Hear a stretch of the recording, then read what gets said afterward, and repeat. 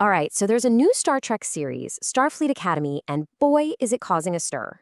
We're diving into one really, really critical take that doesn't just dislike the show, it calls it an outright scam. Let's break down what's behind that.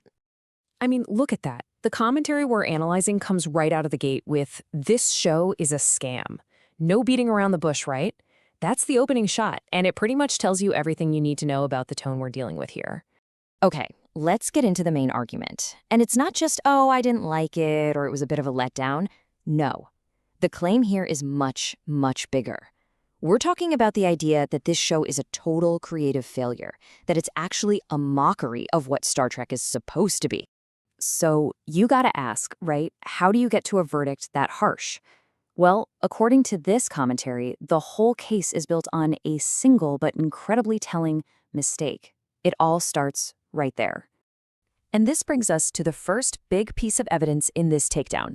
It's all about one specific incident, a little error that, in the eyes of this critic, reveals a massive problem with the whole show. So what are we talking about? It's the Drumhead quote.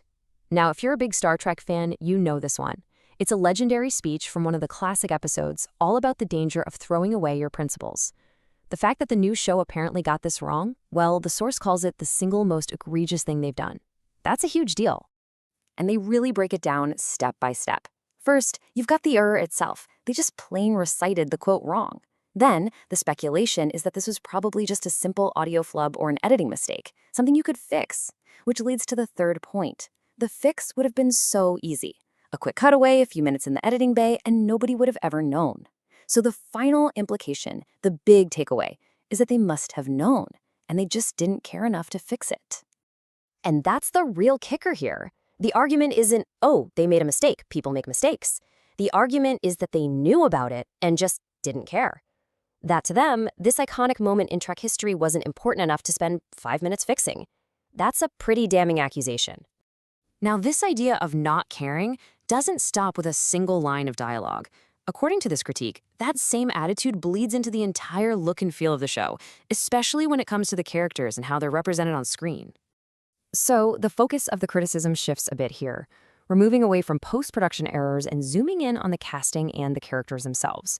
The source lays out some very specific observations about who we're seeing on screen, and here are those specific observations. The commentary points out a male character with glasses, a female character in a wheelchair, and then multiple overweight female characters, but, and this is the key part of their observation, no overweight male characters. This is all presented as evidence of a very specific and what they see as an imbalanced approach to casting. So when you put all these visual observations together, you get this pretty harsh conclusion from the source. They use some pretty colorful language to describe the show's overall feel. They say it has a childish and unprofessional vibe or looks like a generic department store ad. The point being, in their view, it just doesn't feel like Starfleet.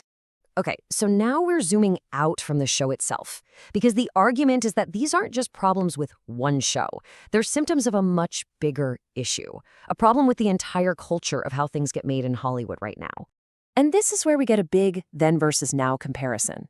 The idea is that 30-plus years ago, you had to fight to get your show made. Your writing had to be sharp, you had to take real risks. But now?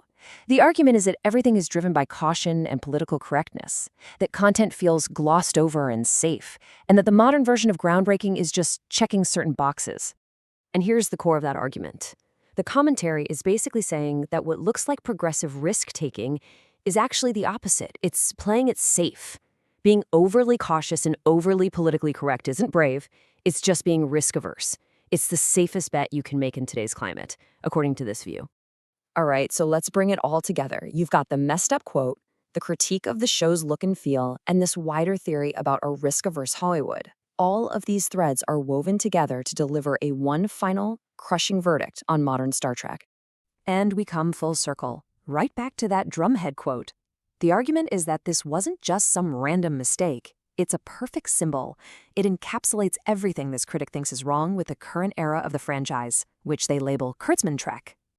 So what's the bottom line? After all this, what's the final judgment? Well, it's not just that the show is bad creatively. The source claims it's also a total failure in the marketplace.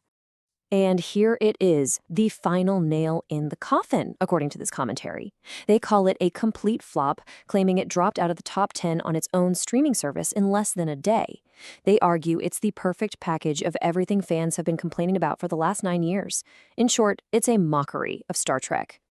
So there you have it. That's the case against Starfleet Academy, laid out from one very critical perspective.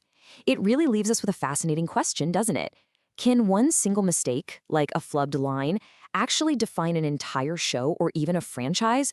Or is it, as this commentary so passionately argues, just the tip of the iceberg, a tiny symptom of a much, much deeper creative decay? Something to think about.